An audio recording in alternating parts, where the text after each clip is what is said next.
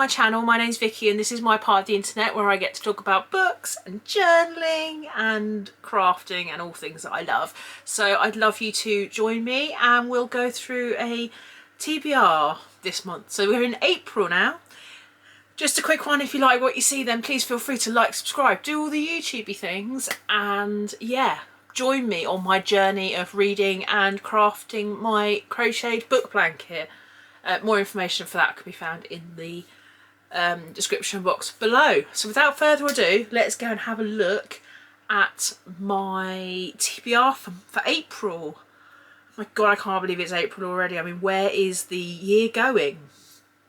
So I've got a mixture of books. Some of them are, I would say, real life books, and some of them are on a Kindle, so they'll come up as a picture just over here.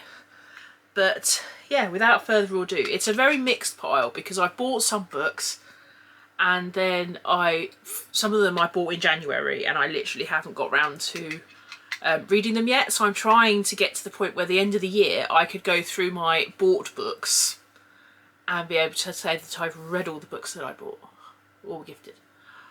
That's a tall order, but that's the plan. So then I'm not buying loads of books and then not reading them is the point. Okay, so you'll find there's a lot of books on here that this month that I own. So without further ado, let's get started. So the first one is a book that I bought because my local Smiths was closing down, and this is called Songlight. And Songlight is by Moira. I want to say Buffini. I'm probably pronouncing it wrong. I do apologise if that's the case. I recently heard that there's a second one. I've heard good things about this one, but I've also heard there's going to be a second one. So I'm very excited about that coming out. So I've not read any of these. So I'm just going to be sharing the blurb with you. So the blurb says, don't be deceived by North Haven's prettiness, by its whitewashed houses and its sea views. In truth, many of its townfolk are ruthless hunters. They revile those who have developed Songlight, the ability to connect telepathically with others. Anyone found with this sixth sense is caught, prosecuted and denounced. Welcome to the future. Lark has lived in a grave danger since her own Songlight emerged. Then she encounters a young woman in peril from a city far away. An extraordinary bond is forged, but who can they trust? The world is at war. Those with Songlight are pawns in a dangerous game of politics. Friends, neighbours and family are quick to turn on each other. When power is everything, how will they survive? So that actually sounds very good. It sounds like a slightly, I want to say better version, a different version of the Gone series by Michael Grant. I'll put the first one up here. Because they were very much a different world and those who had the gift, as it were. Yeah, I kind of got it because I quite like the thing on the front. But yeah, I think it's going to be really good. That one I bought last year, so it's not going to be on my bought books for this year. But still equally as important. In the same sale, I didn't realise that this was the most recent one's come out since then. But I didn't realise that this was, you know, had only just come out, and then I bought it for a very silly amount of money. And this is Iron Flame by Rebecca Yarros. So this is the second book in the fourth wing. I'm not sure whether there's 3 at the moment at time of filming, but I don't know whether there's going to be any more than that. So this is the second part. I read Fourth Wing back in March, and yeah, this is the second one. So I'm going to excitedly get into that. But it's also quite chunky. But that was also one that I bought last year. I'm going to say the latter part of last year. I think it was December that I bought them in.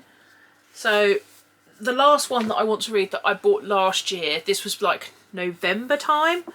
And I still haven't got around to reading it, is Sing. So that's the story of Rock Choir by Redman Lusher. I'd say my other love in life, apart from doing YouTube and my crafting, is that I love to sing in rock choir. you will find that there are some videos on my channel that show you me going out and doing day trips with rock choir.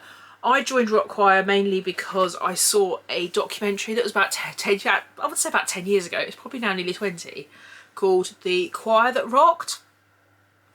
And yeah, it was an ITV1 documentary and it showed rock choir and I was instantly in love. I didn't join straight away. The sessions didn't work for me, it was to me getting there.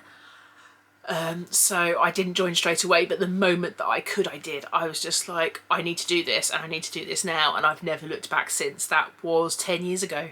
10 years ago in November 2015 I joined rock choir, and yeah, 10 years later I'm still loving it as much as the day that I joined in the first place. And to be honest, I couldn't do my week without it.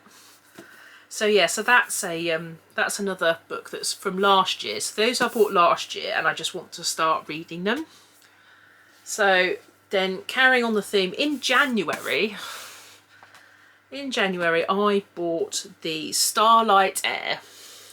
This was a pre-order that I pre-ordered from Waterstones, and it's been on my to-read list since, I want to say since January. I know it's only April, but that's only 3 months, but that's still long enough. So that is on my list to read as well. So if I just read the back, I don't really know much about this either. I literally just thought, oh my god, it's purple and it's beautiful.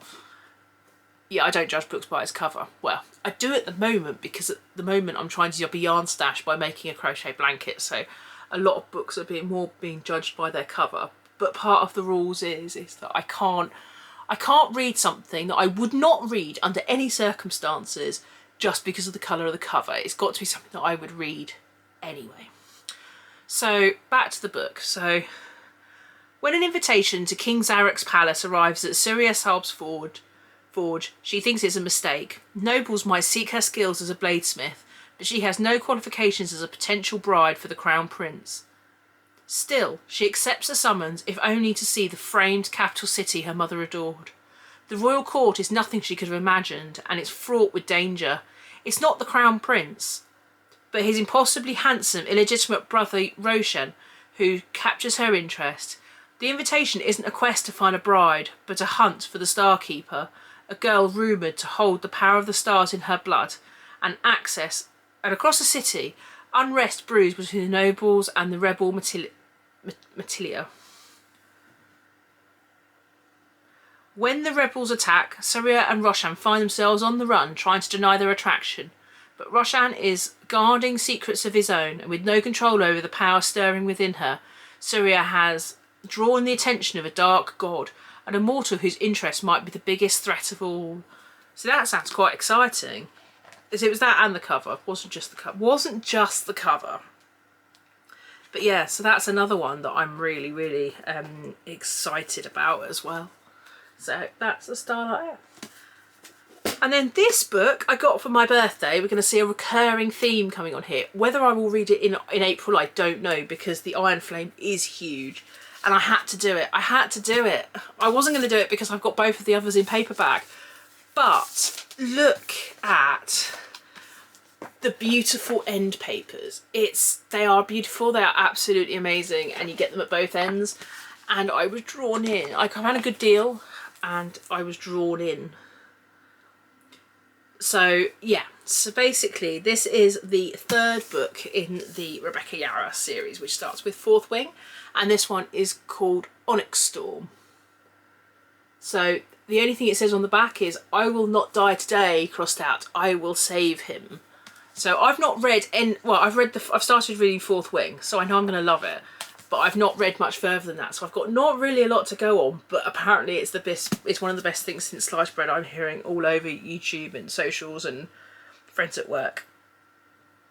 So yeah, I feel like it needs to be done, and literally someone bought it for me, and I was like, oh, I'm in love. I loved the end papers. You've got them at both ends and it's just absolutely beautiful.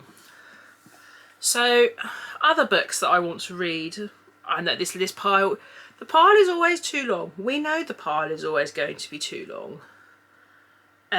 We just know it's always going to happen. But I've got a library book to put on it as well. And that is the new Katie Ford. So we'll have all this death, destruction and fantasy. And then we'll have a little bit of fluff just to round off the month.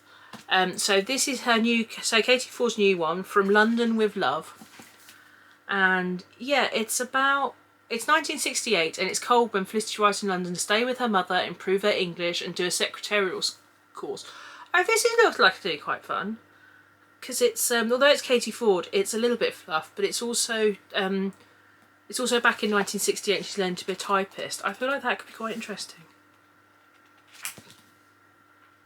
Yeah, she's already missing her home in Provence and her extended family, but it's only for a year, she tells herself. Then she can go back to France and do what she really wants and become a painter. And then she bumps into Oliver, who is quite, obviously going to be the love interest, who's quite an interesting young man she's ever met. He lives on a barge for one thing, and has a collection of jobs, but his passion is looking for hidden treasures along the shore of the River Thames. Yeah, she's obviously going to fall in love with him. But yeah, so there's just a nice little light one to round off April. So that is our TBR for April. And now we'll go and put that in my journal.